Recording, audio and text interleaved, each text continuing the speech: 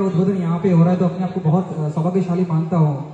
हालांकि इससे पहले भी मैंने बहुत डिबेट कॉम्पिटिशन किए, बहुत सारे भाषण भी दिए हैं, हर जगह बोला भी हूँ, लेकिन विडंबना ये है कि बिना नौकरी के सुनता कोई नहीं है ना। जब तक कोई लेबल नहीं लगता है ना, कोई पद नहीं मिलता है तो वो सुनता कोई नहीं है, बड़ी विडंबना है। लेकिन खैर दुनिया ऐसे ही चलती है। सबसे पहले मैं संक्षिप्त में अपना परिचय देना चाहूँगा, क्योंकि मेरा पहला ही उद्बोधन है। जो नहीं जानते, लगभग तो सारे ही नहीं जानते होंगे मुझे ऐसा लगता है। मेरा नाम शिवराज देवासी है, मैं पिंडवाड़ा के तेलपुर गांव का निवासी हूँ, फिलहाल सिरोही में रहता हूँ। मैंने हाल ही में जो आयोजित हुई आरपीएससी जो असिस्टेंट प्रोफेसर भर्ती, उसमें अंग्रेजी साहित्य, इंग्लिश लिटरेचर और सोशियोलॉजी दोनों से मैंने असिस्टेंट प्रोफेसर भर्ती में चयन लिया है।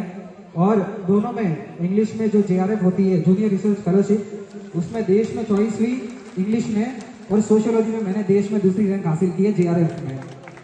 इससे पूर्व मैं बीएससी गोल्ड मेडलिस्ट भी रहा हूँ, जेएनयू से बीएससी में गोल्ड मेडल हासिल किया है, और भारतीय ज्योतिष विज्ञान का भी छात्र रहा हूँ, जिसमें मैंने जैमिति सूत्रम, भृगु संहिता और पराशर ज्योतिष में 12,000 कुंडलियों का भी अध्ययन किया है। ये तो था मेरा उद्बोधन, मतलब मेरा परिचय था ये। और जैसा कि सबको पता है कि आज सम्मान समारोह जो यहाँ पे हो रहा है, हालांकि सम्मान से ज्यादा तो प्रोत्साहन होना चाहिए, क्योंकि सम्मान क्या होता है ना, जकड़ लेता है आदमी को। बहुत ज्यादा सम्मान भी पैरों की बेड़िया बन जाता है। बहुत ज्यादा जो सम्मान मिल जाता है, आदमी ठहर जाता है वहीं पे भी, आदमी आगे बढ़ नहीं पाता है। तो इस जो सम्मान आपको मिला है, एडुलेशन जो आपको मिला है, बहुत अच्छी बात है। इसको ऐसे ही बनाए रखना है, और अब यहाँ से आपको डबल स्पीड में भागना है, ये याद रखना है। बहुत बार ये होता है कि 12th में 95 बन जाते हैं, 99 बन जाते हैं, उनका लगभग पतन हो जाता है, क्योंकि इतना आसपास सम्मान मिल जाता है। जो सामाजिक सम्मान उनको बाद में मिलना चाहिए, जो नौकरी लगने के बाद या समाज के काम आने के बाद, राष्ट्र के काम आने के बाद मिलना चाहिए, वो 12th में ही मिल जाता है। तो उसको उसी तरह लेना है, उसको बोझ की तरह या लेबल की तरह नहीं लगाना है, अच्छे से पढ़ना है। और सम्मान के बारे में मैं कहूँगा, बहुत सारे मेरे साथी भी है जो तैयारी कर रहे हैं, मेरे साथ वाले भी हैं, मेरे आगे वाले भी हैं, मेरे पीछे वाले भी हैं, जो एक एक नंबर से चूक जाता है। कई बार एक एक नंबर से चूक जाना, या कहीं पे भी कोई ऐसी स्थिति बन जाती है, नर्वसनेस आ जाती है, पेपर सही नहीं बैठता है, भाग्य साथ नहीं देता है, तो वो कमजोर नहीं है। मैं आज यहाँ पे हूँ तो सिर्फ ये नहीं कह सकता कि इंस्टाग्राम के किसी मोटिवेशन की तरह यहाँ पे आके ये बोलो कि 24 घंटे दे दो मुझे एक किताब बता दो, मुझे कोना बता दो, और मेहनत कितनी करनी है।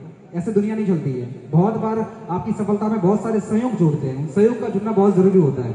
आप कहाँ पे पैदा हुए, किस ज्योग्राफिकल एरिया में पैदा हुए हैं, आपके माता पिता कौन है, कैसी स्थिति उनकी रही, आपके आसपास की परिस्थिति कैसी है, आपके साथ कौन सी घटनाएं घटी, आपके मित्र कैसे बने, आपके गुरु कैसे मिले, आपके पूर्व पुण्य कैसे है, आपका भाग्य कैसा है, गुरु की कृपा कैसी है, ये सारे मिलके एक आदमी को सफल बनाते हैं। सिर्फ मेहनत के आधार पर किसी को सफल मानना ये बहुत छोटापन है, बहुत ओछापन हो जाता है।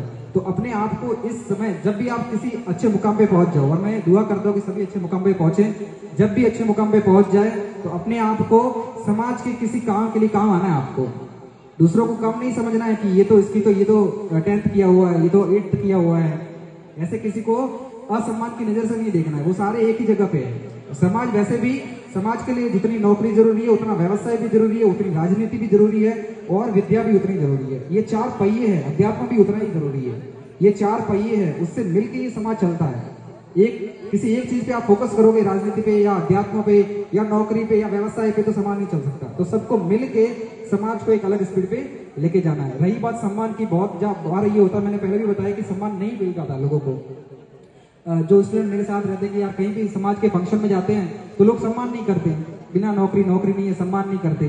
तो उनके लिए ये बातें जो मेरे गुरुदेव ने मुझे कही थी, आपके लिए भी शायद काम आ सकती है कि सम्मान जो हमेशा होता है वो आपके पूर्व पुण्य से होता है। मैं शास्त्रों की बात कर रहा हूँ, मैंने जैमिनी सूत्र भी पढ़ा, इसलिए मैं ज्योतिष के हिसाब से बताऊंगा कि सम्मान, जो यश और कीर्ति होती है, वो पहले से आपकी तय है। नियति ने कितनी आपको ताकत दी है वो पहले से तय है, उसमें कोई छेड़छाड़ नहीं सकता। आपका प्रारब्ध कैसा है, इसलिए भारतीय सभ्यता में नसीब नहीं कहा जाता, हम बोलते हैं प्रारब्ध, यानी आपका पूर्व पुण्य कितना है, उसमें आपका पुरुषार्थ कितना जोड़ता है, फिर वो आपको मानवीय क्षमताओं की पराकाष्ठा तक लेकर जाता है। तो सम्मान, जब आपका अपमान होगा, आपकी उपेक्षा होगी, आपका दमन होगा, आपका तिरस्कार होगा, वहां से निकल के जो सम्मान आएगा, फिर आपको उसमें बैठने में मजा आएगा। डायरेक्ट जो सम्मान मिल जाता है ना, इंस्टाग्राम पे कोई रील वायरल हो गई, आदमी फेमस हो गया, आजकल तो बहुत चलता है, तो वो सफलता किसी काम की नहीं है। सार्थकता बहुत जरूरी है, सार्थक होना जीवन का, किसी के काम आना, समाज के काम आना, राष्ट्र के काम आना, मैं किसी जीव के लिए काम आ जाऊं, वो सार्थकता बहुत जरूरी है, और वो सफलता से 1000 गुना बेहतर है। और यही मेरी दुआ रहेगी कि सारे जो बच्चे हैं, बच्चे तो क्या, मेरे भाई बहन ही है सारे, तो उत्तरोत्तर प्रगति करे, सफल हो, और किसी भी काम के लिए मेरी जरूरत पड़े तो आप बेशक मुझे कांटेक्ट कर सकते हैं। यहाँ पर बुलाने के लिए आपका बहुत बहुत धन्यवाद, और मेरा जो ये पहला उद्बोधन है ये देने के लिए, ये सौभाग्य देने के लिए आपका बहुत बहुत धन्यवाद।